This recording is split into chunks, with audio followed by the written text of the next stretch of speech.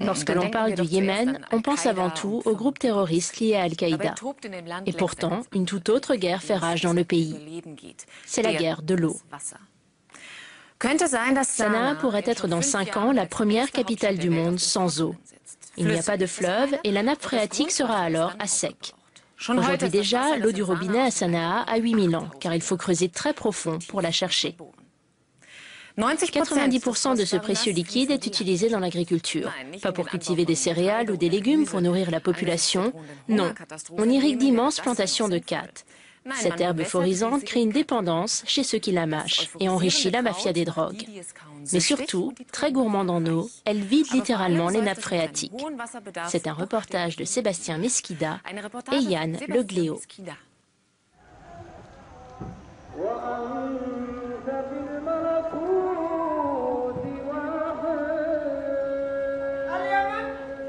Notre pays, le Yémen, est au bord du gouffre. Nous n'avons presque plus d'eau. Et tout ça, c'est de notre faute.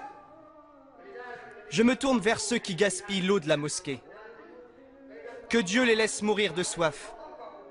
Et qu'ils soient malades jusqu'au jour du jugement dernier. Notre situation est catastrophique. Nous ne pouvons pas rester les bras croisés.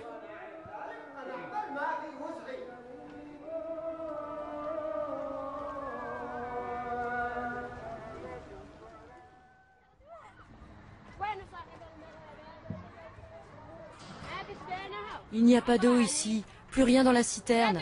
C'est vide, je vous dis, ça ne marche pas. On n'a pas d'argent pour la remplir, alors pas d'eau.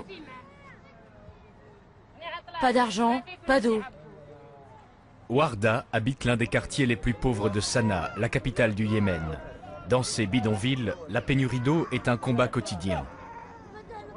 Toute la journée, ces femmes arpentent les ruelles, à la recherche d'une citerne pleine, à la recherche de la moindre goutte. Celle-là aussi est vide. On n'a pas été livré. Écoutez.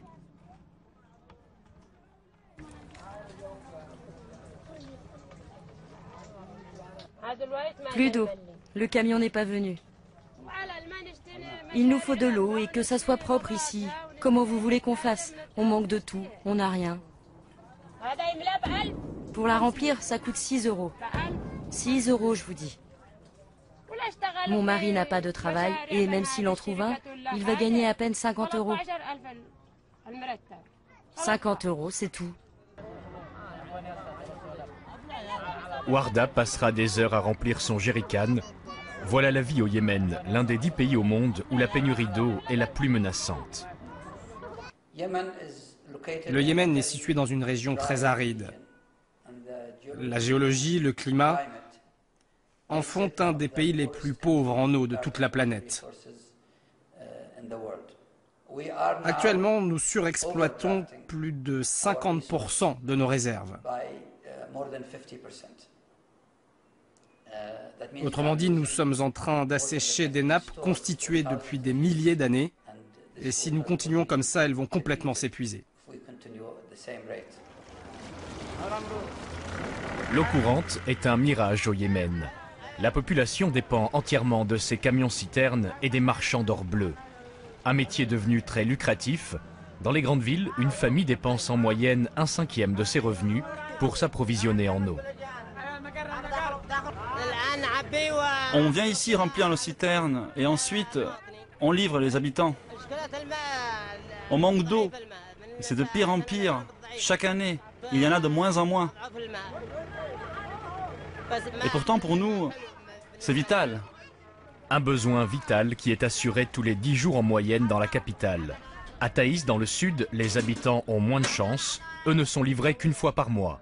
Mais ce rationnement n'y fait rien. Les puits se tarissent un à un. Les gens viennent de tous les quartiers de Sanaa pour pomper de l'eau ici. On ne les connaît même pas. Et ils viennent ici avec leurs camions. Oui, ils arrivent de partout. Ils avaient un puits, mais il est à sec. Et nous? On va faire pareil? Jusqu'à ce qu'il n'y ait plus d'eau, c'est ça? On est obligé de creuser de plus en plus profond pour trouver de l'eau. On descend jusqu'à 100 mètres, 200 mètres et même plus. Quand il y a moins d'eau, on appelle la foreuse et on creuse. Et s'il n'y a plus d'eau du tout, on ferme le puits. Il y en a déjà plusieurs qui ont fermé par ici.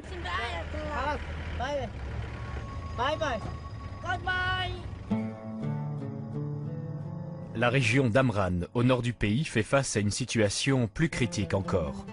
Dans ces montagnes désertiques, les camions-citernes sont rares. Ce village s'appelle Al-Montassir. Dans ce décor de pierre, les habitants ne peuvent compter que sur leurs faibles réserves en eau. La pénurie est l'une des préoccupations principales et les discussions sont vives. Gerhard Lichtenthaler aide les habitants à gérer l'unique source des environs. Cet ingénieur travaille pour la coopération allemande, très présente dans le pays. Elle porte à bout de bras le secteur de l'eau au Yémen. Dans ce village, l'eau est minutieusement rationnée. Avant, les habitants avaient le droit à 10 litres par jour. Maintenant, ce n'est plus que 5 litres. S'ils en veulent davantage, il faut qu'ils aillent en chercher loin d'ici et ça coûte très cher.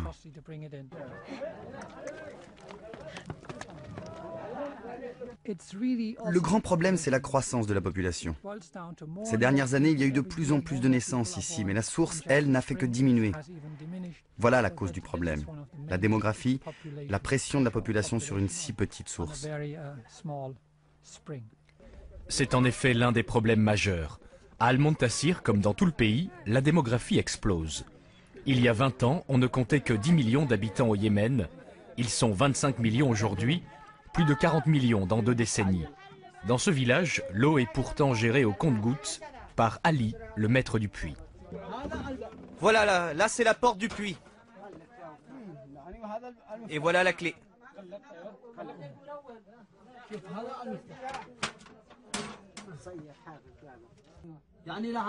C'est ici que je vois où le niveau d'eau se situe.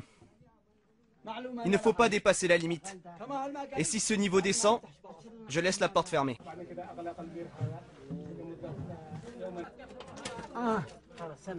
Voilà, c'est fermé.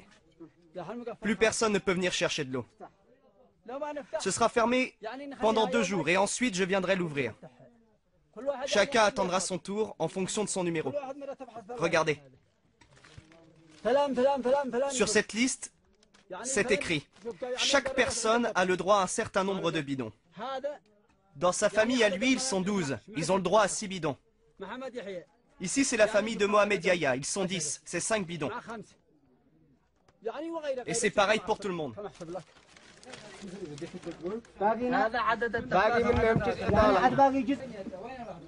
Ces villageois se sont remarquablement adaptés à la pénurie d'eau. Mais jusqu'où pourront-ils tenir ? 5 litres par personne et par jour pour boire, se laver ou cuisiner, la limite du soutenable est toute proche. Pourtant, un peu plus bas dans la vallée, l'irrigation est intensive. Ces cultures sont l'une des principales raisons à la crise de l'eau. Rien de comestible ici, juste du khat, un narcotique qui assèche le Yémen. Gerhard Lichtenthaler constate l'étendue des dégâts. Cette herbe folle a remplacé toutes les autres cultures. Regarde tous ces champs de khat. Depuis quand ils en cultivent ici? Oui, ça fait à peu près 5 ans. Je suis venu une fois ici et les gens se disputaient l'eau de la citerne là-bas. C'est à cause du khat, non? Oui, c'est ça, ils utilisent l'eau pour irriguer leurs champs de khat et pas pour boire ou pour se laver. Oui, ils voulaient même creuser un puits, mais les gens du village de Montassir les en ont empêchés. Toute cette région vit du khat. Il n'y a rien d'autre. Tu sais, nous, on voulait pas de cette feuille de khat, mais on n'a pas le choix. La culture du khat est devenue en quelques années la plus importante ressource des agriculteurs. Partout dans le pays, les champs se multiplient. La production a doublé en 10 ans et les fermiers yéménites ont abandonné les cultures traditionnelles pour cette drogue. Un euphorisant qui se mâche à longueur de journée. Ces paysans gagnent 15 fois plus à récolter du khat que des légumes ou des céréales. La moitié du Yémen mâche du khat. Les gens adorent ça. Ils se mettent au khat tout de suite le matin et ils en mâchent toute la journée, jusqu'au soir. Une véritable addiction. 150 000 tonnes de feuilles de khat sont produites chaque année. Cette plante est devenue la première consommatrice d'eau du Yémen. Plus de la moitié de l'irrigation totale lui est consacrée. Et souvent sans aucun contrôle. Les puits sortent de terre de manière anarchique, mais impossible pour les autorités de faire machine arrière.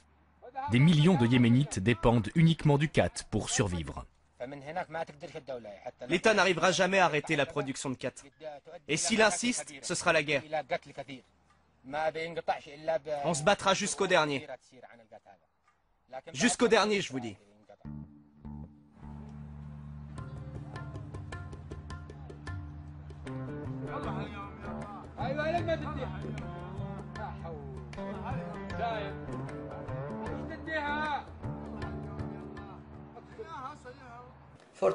L'irrigation et la culture du khat absorbent 40 à 50% de nos réserves en eau. Et c'est une drogue. Le khat est une drogue. Nous préférions en importer, mais c'est impossible car dans la mafia du khat, vous avez des gens très riches et très puissants qui parfois font même partie du gouvernement. Et ces gens-là refusent qu'on apporte du khat car ça touche directement leurs intérêts. Que se passerait-il si le Yémen importait du khat? Lors d'un débat devant le Parlement, certains d'entre eux ont menacé d'abattre les avions qui importeraient du khat depuis l'étranger si la marchandise arrivait à Sanaa par exemple.